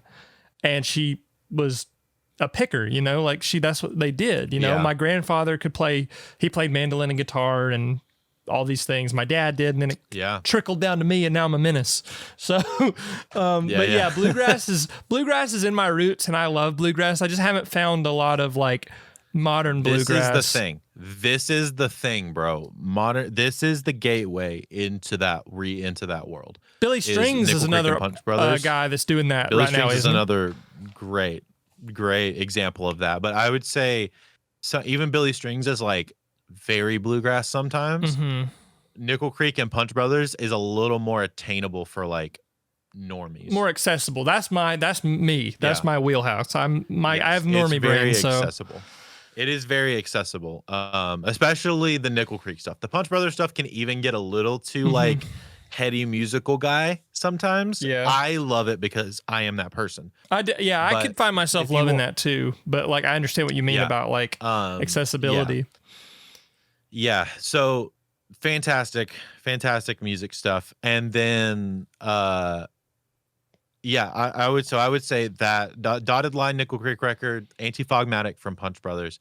And then if you want to get mega nerdy music guy, there's a record that Chris Thile did with Edgar Meyer, who is one of the like prolific upright bass players. And Yo-Yo Ma, who most people know who Yo-Yo Ma is, but Yo-Yo Ma is like a strings aficionado, generally like cello and violin. I believe it's but I believe he generally plays cello. And then Chris Thile on mandolin, and they reworked a bunch of Bach's chamber works, which means it's for like a chamber orchestra, so like a larger group of people, and they reworked it for cello, mandolin, and double bass. That's amazing. Which is incredible to hear. So it just takes so much talent for you to just do all of that. And so they have a record called Bach Trios that from 2017 that's really, really, really great, and like a good listen if you're just into kind of more classical stuff. That's awesome. I like it. I'm gonna have to check that out. That's my number 3, Chris Thile and all of his projects. So his solo stuff, Punch Brothers and Nickel Creek. Right. Okay. Incredible. So my number 2. He's an inspiration. That's amazing. I'm gonna have to. Hearing the Punch Brothers stuff, I'm gonna have to get into that like immediately, because I love bluegrass and all that. My number 2 is, again, a more recent band relative. They became one of my favorite bands in 2018, 2019. And they have honestly shaped the way that I write, what I like, the type of music that I like, and the sound that I like to make myself. American Football. Oh, fantastic band. Number 2, Mike Kinsella. I met him. I saw him live with Owen, like 2022. Yeah. 2022. He came to Atlanta as Owen. I remember you telling me that you saw him play. He was great. Like, he was just very down to earth, very cool dude, very like chill. I mean, he made some mistakes on stage, but he made fun of it. Like, he was just very human. It was a very human performance. But like, I love American Football, and their discography is not that big. Because, you know, they came out with the first EP in like the late 90s, and then they just stopped. And then they had like a cult following, and then they just kind of like happened to be big. You know, when the memes started happening, like the Never Meant meme happened, and then like they just kind of came back into the public world in like 2015 and stuff. Like around that general area, they started to do bigger things, and like EP2 came out, then EP3 came out, and then like they've had they did like one thing kind of recently without Steve Lamos, which Steve Lamos is my favorite drummer of all time. I think he's Yeah. the most tasteful pocket drummer I've ever heard. Pleasant drum sound, just very well, like tuned well, sounds well. All the records sound awesome. Technically proficient, but uses it to serve the song. Just amazing, amazing music. And it's like, so I don't know if I've ever had this conversation with you, but I don't really hate any kind of music. Let me preface that. I don't really hate's a strong word. So I don't really hate. I dislike generic tappy, like, like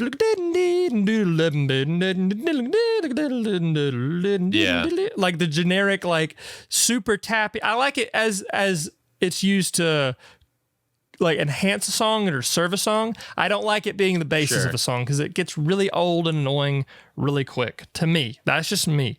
People like it. It's a thing. Like math rock is kind of annoying sometimes, but American football, yes, it can be. American football takes that, makes it technically proficient while also making it palatable and also making it consumable to anybody. Anybody could listen to an American football song, whether you don't understand the time signatures or whatever. Like, it's just pleasant, beautiful music. My favorite album of all time, which we'll have to do probably a top 5, one of those eventually. EP2 by American Football, I think, is a perfect album from start to finish. There's not a single song that I would want to skip on it. I used to listen to American Football as I would go on walks, and I would literally start from EP1 and EP2, go right into EP3. By the time I was done, EP3 would be there. It was just, that was the soundtrack of my life.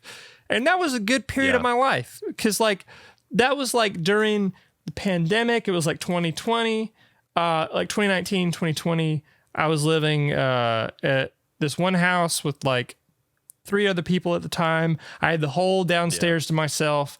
It was a pretty good time, you know, all things considered. It was a great time. That's around the time I became friends with Sarah too. So I remember that time of my life very well.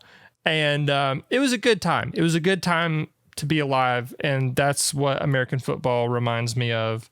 And obviously the recommended listens are going to be EP 1, 2, and 3. But that's really the bulk of, well, they have like, I think it's called Letters and Packages, which is like some of their early stuff. Letters and, no, that's a song. I think, so let me make sure I get this right. So American football, let's see. American football, it's just American Football EP. And then there's American Football, the self-titled, and then there's LP2 and LP, not EP. I misspoke. LP2 is my favorite record of all time by American Football. So good. So there's the EP and then the 3 LPs. I recommend all 3 LPs, just because they're legendary. I mean, and a great place to start is just the LP one, the self-titled. Yeah, that's a lot more slower. Like LP, in order, I would say do LP 2, 1, and then 3. Okay. Because 2 is the most accessible. I've never listened to 2. Oh, it'll change your life. My favorite song of all time is I've Been Lost for So Long. I just think it's a perfect song. It's my theme song. Yeah. Just for like, I'm going to read the lyrics to, I have to nerd. There's also a song called Born to Lose on that album, that's funny. Nice. Home is Where the Heart is amazing too. I've been lost for so long lyrics. It's just kind of like, the way I interpret the song has just been like, life just doesn't make sense. And when I listened to this song from like 2021 to 2024, I really felt that way. And I've only sort of kind of recently this year come out of that headspace, but it's like, I've been lost for so long. Every street's a dead end. Every sign points behind me. If you need me, don't. You can't trust a man who can't find his way home. Like, that's crazy. You know, the sticker on this it says, "If you need me, don't." You know, and it's just kind of, you can't trust a man who can't find his way home. Like, you can't trust there aren't that many lyrics on this song. I feel so sick, doctor. It hurts when I exist. This isn't the pain I'm usually in. I hope it's not contagious. Like, damn, you know, like, that's hurting, you know? Yeah. And also, another side listen is The Avalanche by Owen, which is just Mike Kinsella. I think that's a perfect record too. Well, there's like maybe one or two songs I'm not super crazy about, but I think it's a masterpiece of an album. I really do. It's beautiful. For sure. Amazing music. So, yeah, number 2, American Football, and Mike Kinsella, Owen. Just amazing. Before we hop into chat, I'll do my number 2. Yeah, so we'll hop into the chat because there's some new people here that I want to talk to. I was gonna say, before we hop into the chat, I'll do my number 2 really quick. My number 2, is that was a good one. This is the producer side of me speaking 100%. It is a man named Jon Bellion. If you've never listened to Jon Bellion, Jon Bellion is amazing. But Jon Bellion as a producer is just wild. Mm-hmm. So recently, he worked on the most recent Jonas Brothers record. He did the most recent Tori Kelly records. He's also done the Lawrence records, if you know who that band is. They're very cool. He's also done his own stuff. He worked with Justin Bieber and co-wrote a bunch of Justin Bieber's songs. He's big. He's big. He's got like the first time I heard Jon Bellion's the Monster? name. The Monster by Rihanna. Friends with the Monsters. Yeah. Yeah. He wrote that. What? Yeah. What? Yeah, no way. That's crazy. That changes my whole perspective of Jon Bellion, because you'll understand why I think the way I do when you hear this. Yeah. The first time I ever heard of Jon Bellion was a collab with Andy Mineo. And I don't like Andy Mineo. I do like Andy Mineo, but I think he's got some really good songs. But like, I just don't personally vibe with like the Christian rap. Again, that's a whole another topic for a whole nother, like the Lecrae and the Tadashi and like the Andy Mineo, like that whole is Tadashi, I think. There was a time Tadashi and Tadashi. Tadashi is Tadashi with an A. So my bad. Yeah. I agree with you. There was a time when a lot of that was corny. Yeah, but Andy Mineo, I will defend Andy Mineo. I will defend him and say he does have some really, really good songs. He does have some good music. Yeah. So does Lecrae. He's got some great music. So does all those guys. But all that to say is, like, I don't personally vibe with that style of music. Again, I don't hate any kind of music, like I said earlier. But then he had a Jon Bellion feature, which is crazy. It was Rat Race, the song Rat Race. Yeah. It's like, tell them I don't want to play, yeah. Well, that's the first time I heard of, and I strongly dislike that song, personally. I think that song's corny as fuck. But, like, that's the first time. So I had no idea that Jon Bellion was doing all this other stuff behind the scenes, which is insane. Jon Bellion is a monster. So I'll read off some of his credits. Because that's gonna reshape. Before we get into like his actual music. Well, let's just talk his credits. All right. Mm-hmm. So he's won a Grammy for Justice, the Justin Bieber record that he wrote on. Wow. Special, the Lizzo record that he wrote on. No way. World Music Radio, the John Batiste record he wrote on. My Mind and Me, Selena Gomez record that he wrote on, and probably I think he produced on that one as well. Yeah, he's wild. He's the Rihanna thing alone blows my mind, and the Rihanna thing is crazy. Yeah, John Batiste is wild. He helped co-write "Vulnerable" by Selena Gomez, "Daisies" by Katy Perry, Wow. "Liar" and "Shameless" by Camila Cabello, "Graveyard" by Halsey, "Memories" by Maroon 5. Oh, my Lord. Yeah. "Holy," the song "Holy" that's on Justice featuring Chance the Rapper from Justin Bieber. Mm. That's "Holy" and "Ghost" are both Bellion. I've heard the original versions of those songs. And Wow. yeah, he is your favorite producer's favorite producer. That's crazy. That's generally who he is. So Jon Bellion, he has a quote that actually is and exemplifies who I am as a person as well. His quote is, "Wu-Tang raised me, but Death Cab changed me." And that is wow. just exactly who I am as a producer, and also who he is. It exemplifies him so well as well. So I'll give you some records of his. So he started doing his own music, and it's really, really great. Jon Bellion, if you like hip hop, he also did, this is actually crazy. I'll get to it in a second. So the albums, The Definition is awesome. The Human Condition, which a lot of people probably have heard the song All Time Low.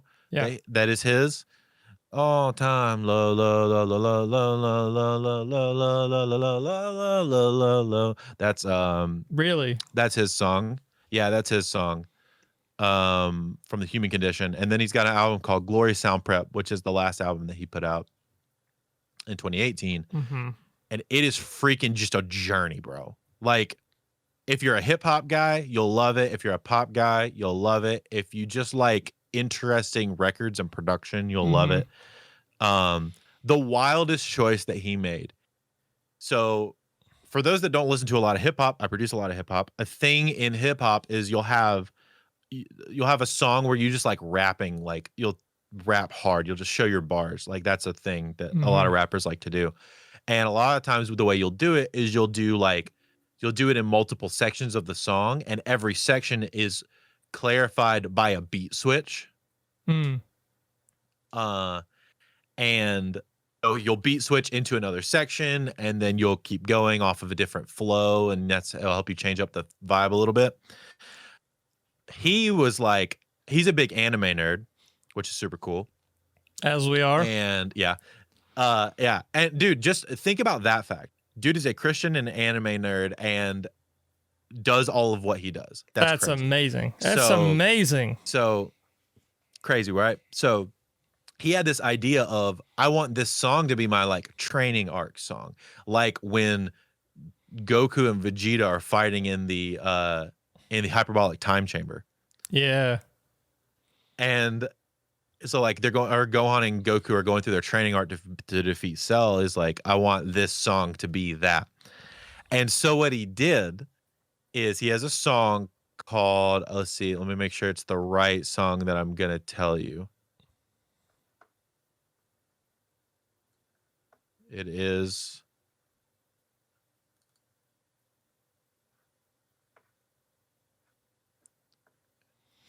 That's amazing. That like, okay. It's a song called Adult Swim. It's a song called Adult Swim. Oh, that's already so good. It kind of sounds like you're changing through television stations. And he got Christopher Sabat, who, if you know who Chris Sabat is, he's a legend in the anime voice acting. He's Piccolo. Yeah. He's All Might. He's Vegeta.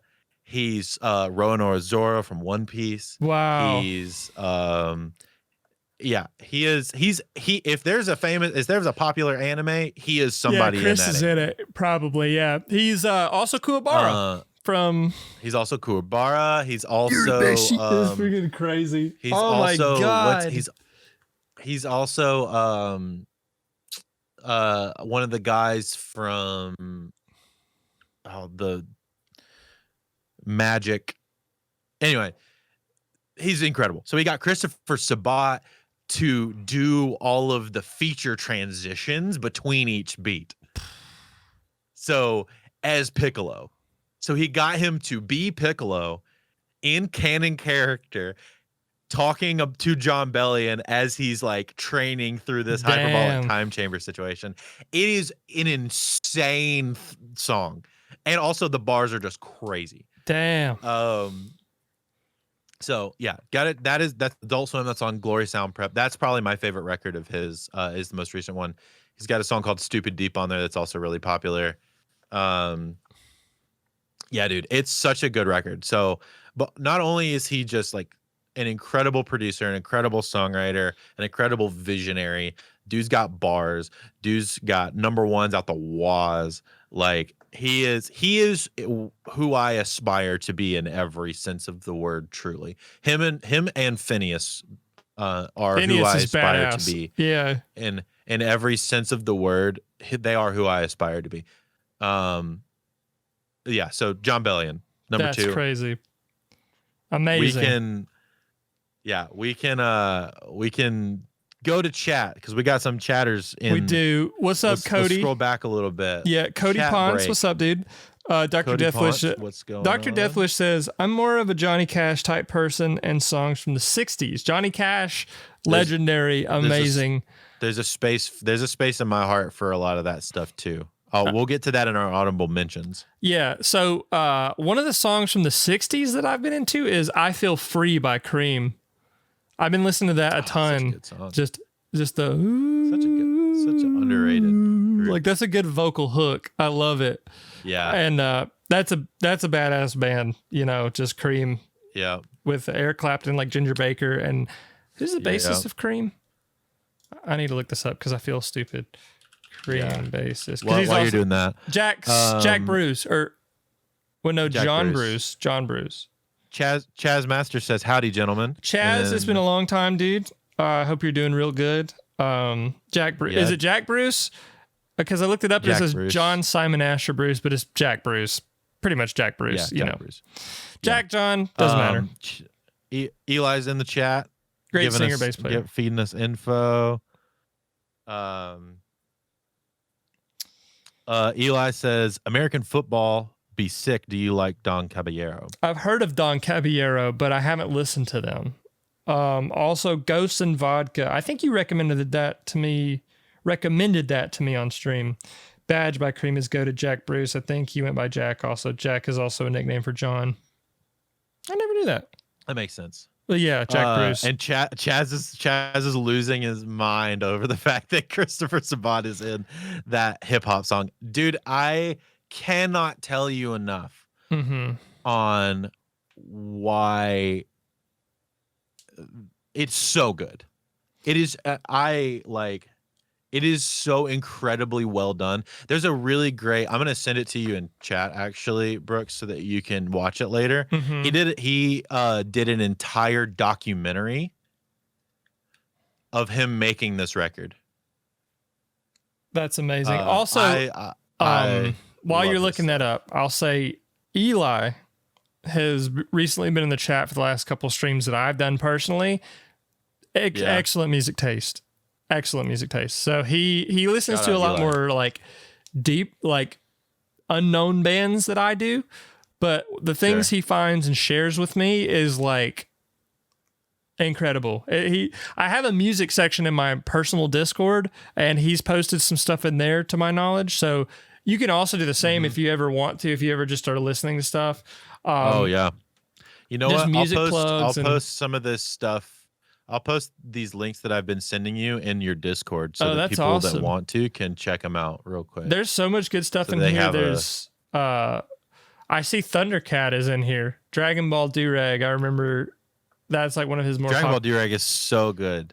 Yeah.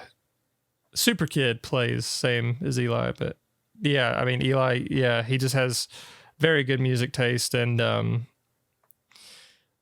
it's awesome. Yeah, I gotta see dropping this. all of the. I'm currently. Currently dropping. That's all a great of the place to links. put it in the Discord and in the chat. Well, actually, I think it's in my description of everything where I have like the link to the Discord. But Yeah. just in case, I'll do like It should be, if you're listening to this on audio or you're watching this after the fact, it should be in the description of the episode if you want to check out the Discord and join the Discord. Yeah, unfortunately, I don't think The Spotify egg allows carton. for like clickable links. in their thing, in their description. It does. Yeah, it does. I'll have to Yeah, it fix that. You have to show me how We to can do make that. 'Cause I don't know we how to do should that. we should honestly we should build a playlist off of these top 5. Oh yeah, we should.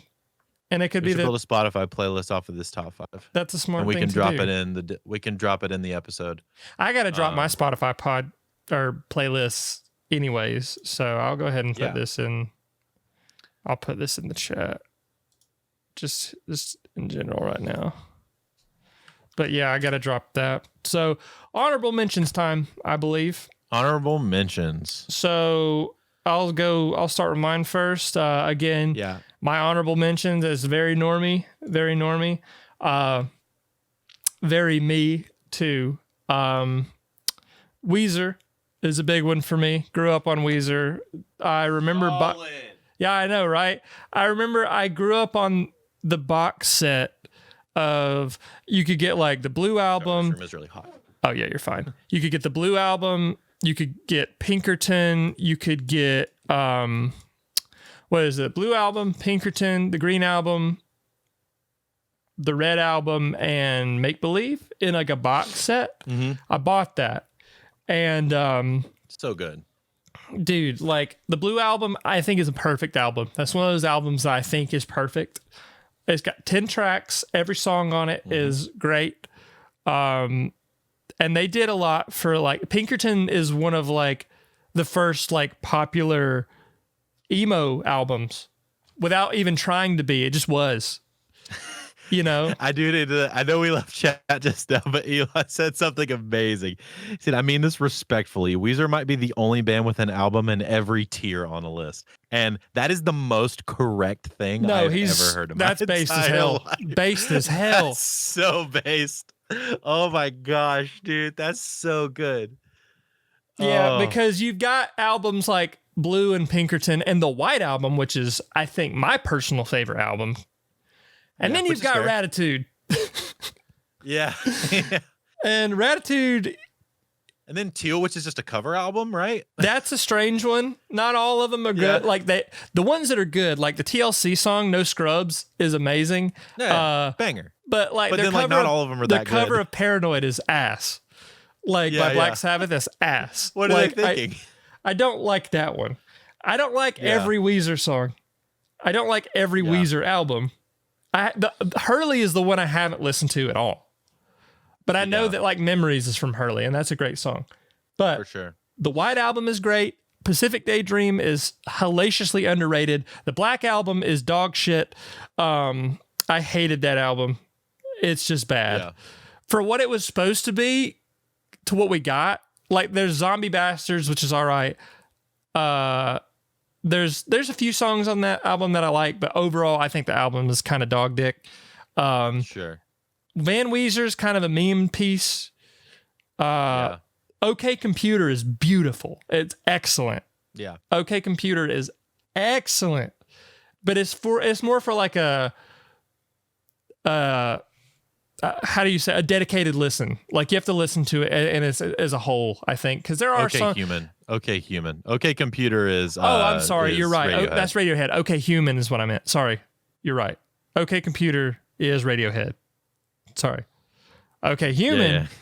Okay, is- Human is Weezer. That has like songs like Grapes of Wrath, Numbers, and all my favorite songs, Alagobi. Yeah. Really, really stripped down, nice pieces. There's one song. I gotta mention the bass line to this one song. It's OK Human, not Computer. Sorry.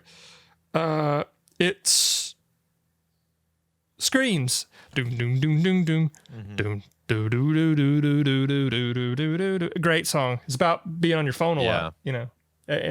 And then let's see, their recent stuff, their quadruple album, The Seasons, wasn't my favorite. Yeah. They have some good songs on it, like Records.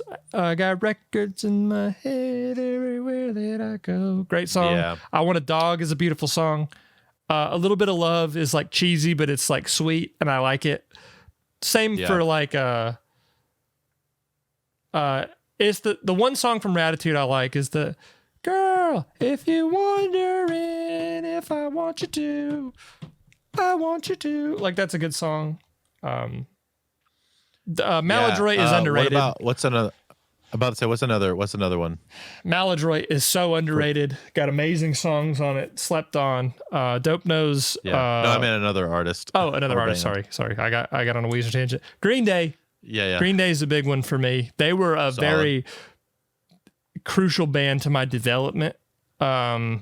Because I had Green Day Rock Band, taught me how to play drums. That was a big teacher for me, was Rock Band. We could talk about Rock Band and Guitar Hero in another podcast. But Sure. Yeah. But Green Day Rock Band was a huge staple of me growing up. Love Dookie. My favorite Green Day album is probably Nimrod. But solid choice. I love that like post Dookie era of stuff. Warning is a great album. But right before they got like super popular. Yeah, right before American Idiot, right before the super political shift, like, and then other bands when they were like just having fun.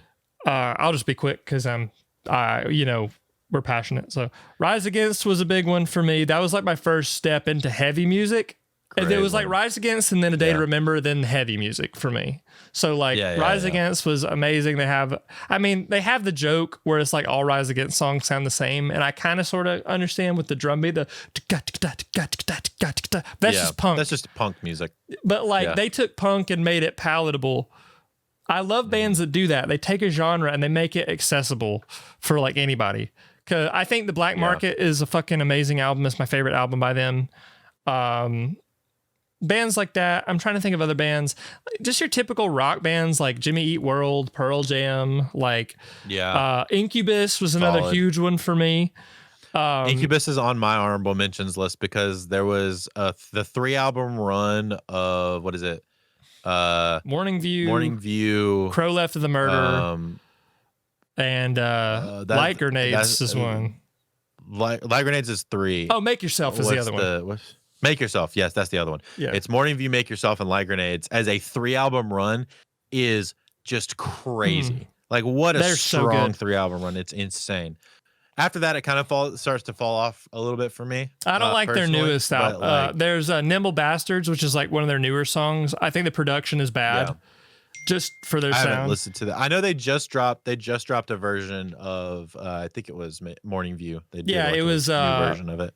Yeah, it's like is it like a remix version or a re-recorded version or I don't know what that was. I think it's a re-recording version. I need to listen to that. I need to compare them back to back. I've been meaning to do that, but Incubus is another one for me.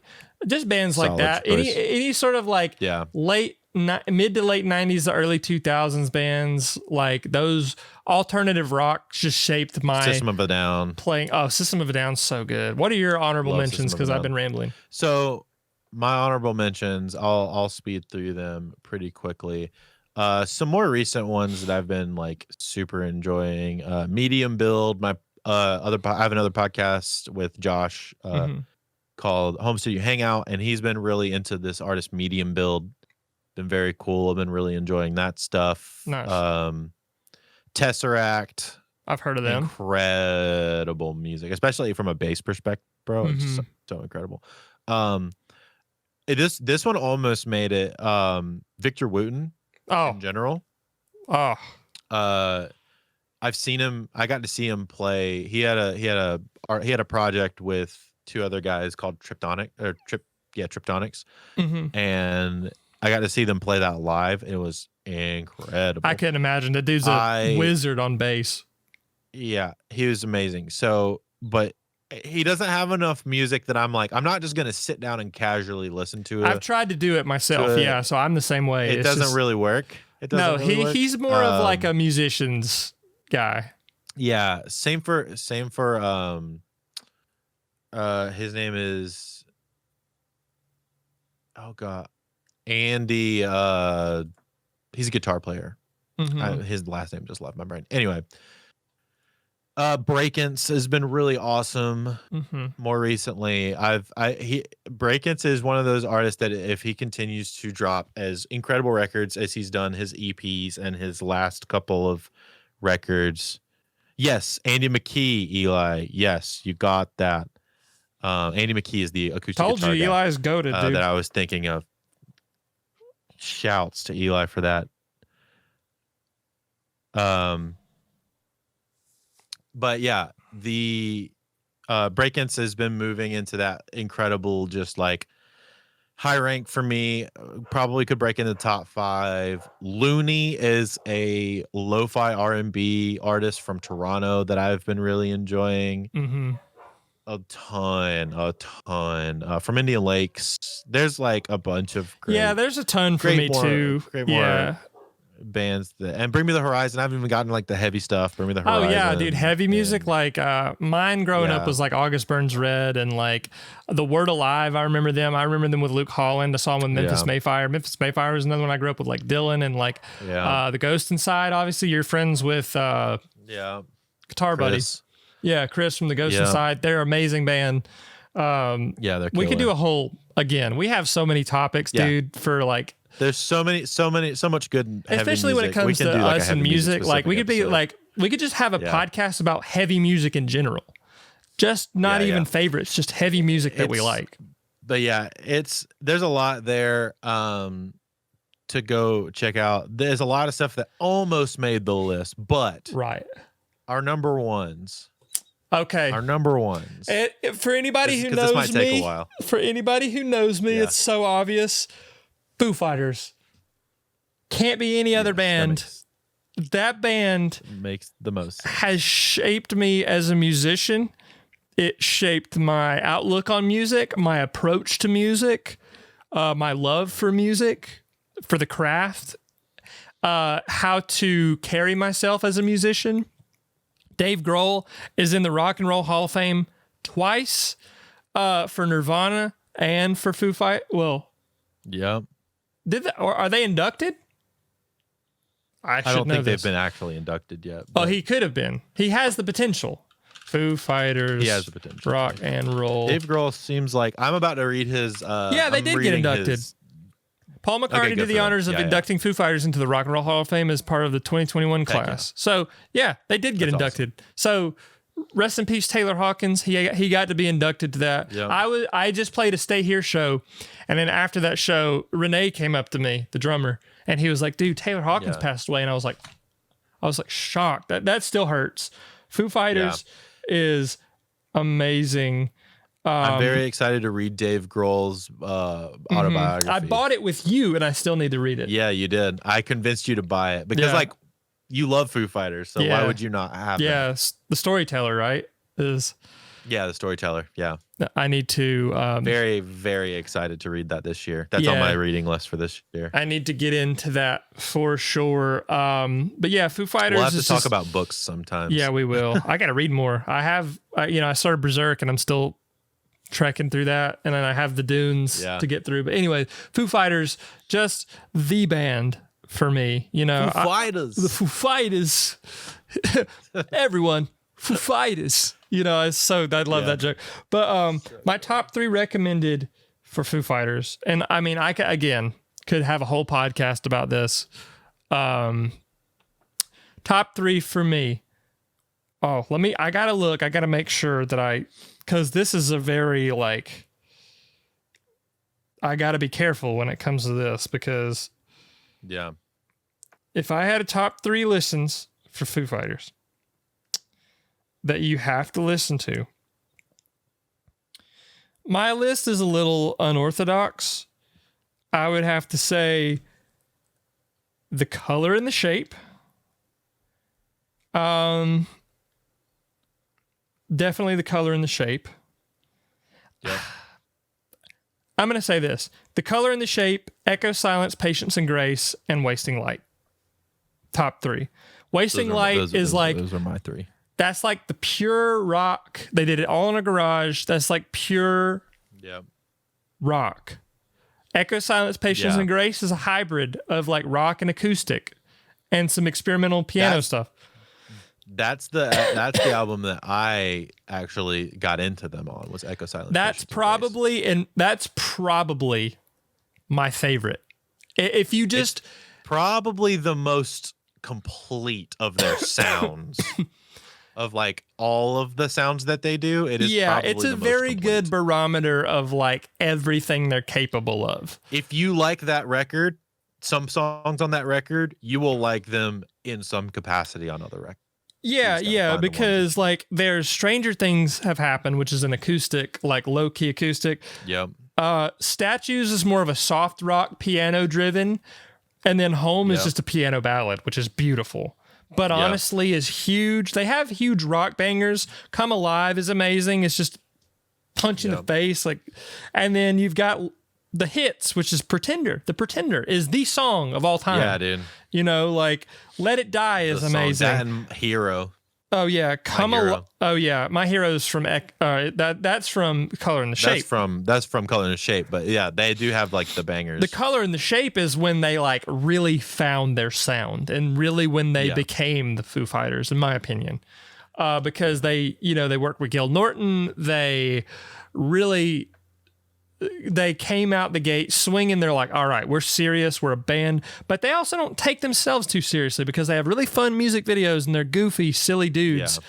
They have, the Learn to Fly music video is like, you can be silly, but you can take your work seriously, but not yourself. And that's a huge thing Yeah. for me. You know me well enough to know that I do that.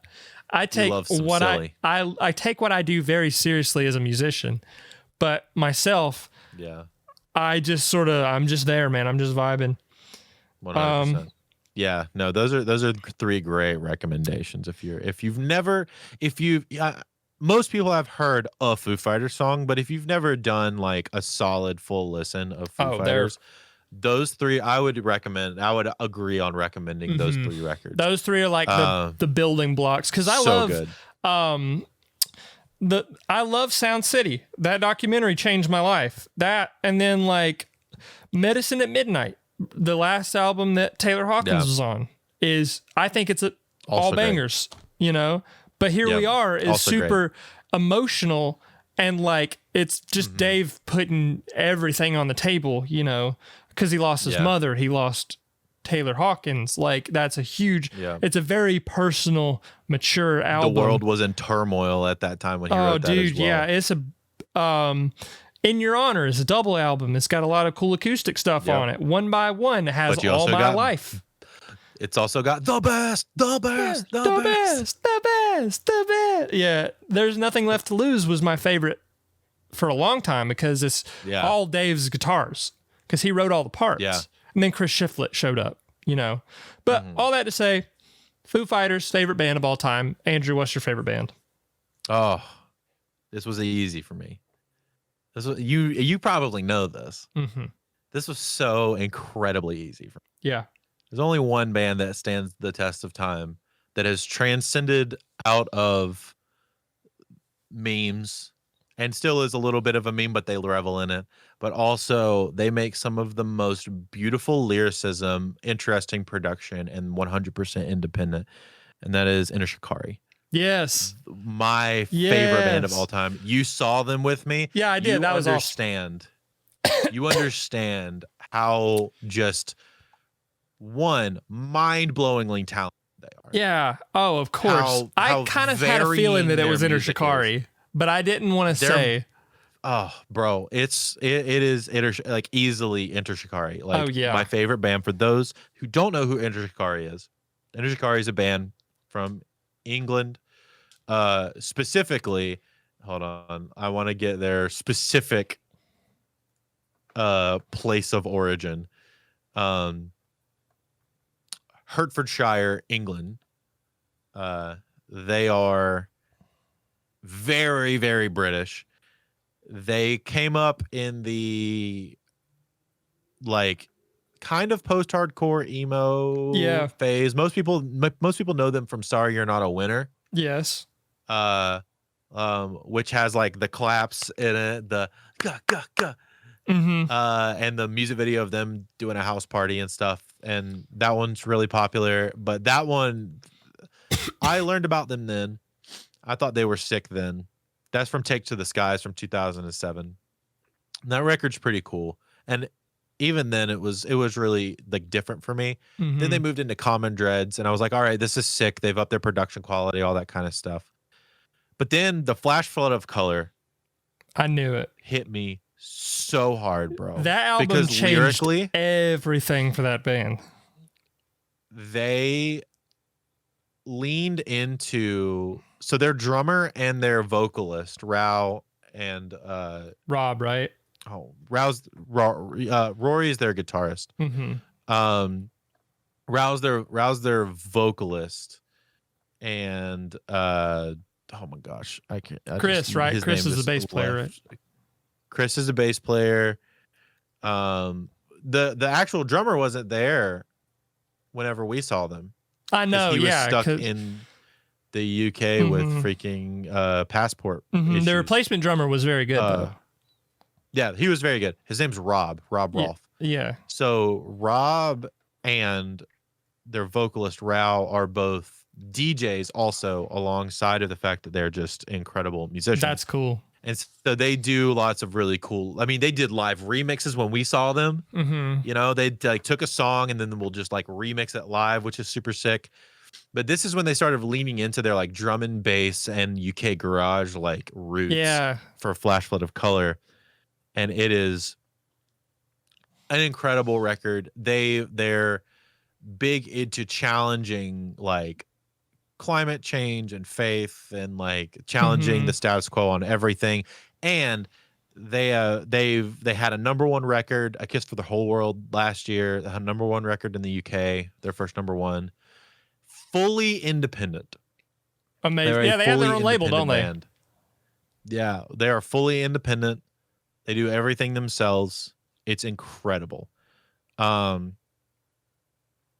if you like post-hardcore, some screamy stuff, some rock stuff, it kind of spans the range of like pop rock to heavy stuff. If I were to give you 3 records to listen to, which is honestly going to be kind of hard, I would recommend A Flash Flood of Color. Yeah, my favorite record. That's probably one of my favorite records of all time too, which is So not good. to interrupt you, but it's funny because Grayson, my friend that I mentioned earlier in the other hardcore band, he turned me on to this album because he saw them live when they were smaller in like a really small venue in Atlanta. Yeah. And he was like, dude, that at one point that was his favorite band too, I think. But A Flash Flood of Color, I think I have a hard copy of that album too. It is probably one of my favorites, one of the greatest albums I think I've ever heard, personally. It's so good. It's a complete record. It's really a front to back perfect record. Yeah, I'm really glad that I was able to know that band when I met you guys so that we could all talk about it. Dude, it's so that record, incredible. The record after that, The Minesweep, is probably one of their most well-produced records. I've heard it was really good too. It sounds so cool. It's once another one that's like very complete. Every song fits, and it's so well done. They talk a lot about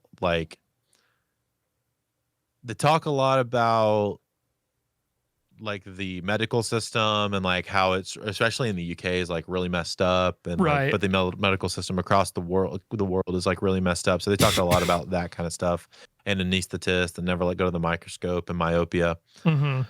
It's a very cool thing. And then the other record is Nothing Is True, but Everything Is Possible, which is the record that we went and saw the tour for. Brooks. So a lot of the songs that we saw live were from that record. Dreamers Hotel is so good. Tina, so good. Satellites, fantastic. Yes. The King, so good. So yeah, Enter Shikari, my favorite band of all time. That's a great choice. Seeing them live was just a very complete experience for me too, because like I grew up with seeing them live also makes you understand them. Because they're so down to earth and cool dudes, and they're funny. Yeah. You know, they're just people. They're hilarious. Yeah, they just make jokes half the time on stage. It's amazing. But yeah, any final thoughts or anything you want to add before we... I want to read one chat. Somebody commented at one thing as we end off, because I thought it was really funny. And let's see. Keith. What's up, Keith? So Keith is also... not from the U.S., from Sweden. Hello. Love them very much. But Parth, I don't know how to pronounce the last name, but somebody named Parth in the chat says, Yep. "You guys look like a beautiful gay couple." I'd be honored How do you know? if that were if Yep, he I wasn't would married be. to I would Erin be honored. and I wasn't, straight. I would be honored if that was the way. If that was the hand that we had been dealt, I'd be honored. But Let's go. oh, is it? Did I say? Did I get that wrong? Is it Norway? If I forgot that on the spot, I'm gonna be very embarrassed. But anyways, Is it not Sweden? probably not. I probably got that wrong. That's the downfall of not having social media. That's Brooks. You That's tend Brooks just Belgium. just- Belgium. You're right. It's okay, Belgium. That's so different. That is so way That's different. Like across water. That's very different. That's the thing that happens when you don't have social media. Is you have to remember things like a regular person. You have to Yeah, it's interact crazy. with people enough to remember those. Cause I remember Sarah before she moved to Seattle, I played a show in South Carolina and I was like, yeah, I'm playing where you're from. And she was from North Carolina. So I get these things wrong often. So it's not personal. Anyways, we're at the tail end of the recording. So I'm glad I got to solidify that forever. And the dogs are so pissed, they're screaming at me. So Belgium, I'm going to get Belgium tattooed on my arm now. There we But, go. I'll At send least this you said off Europe, with, unlike Ryan, who said Wales and Rhode Island. Yeah, that was really funny. That's so different. Oh, I remember because I had a friend of mine who sent me. It's like a drawn Goofy, T-posing Goofy from Kingdom Hearts, and I believe he was from Norway or Sweden. See, I can't remember either.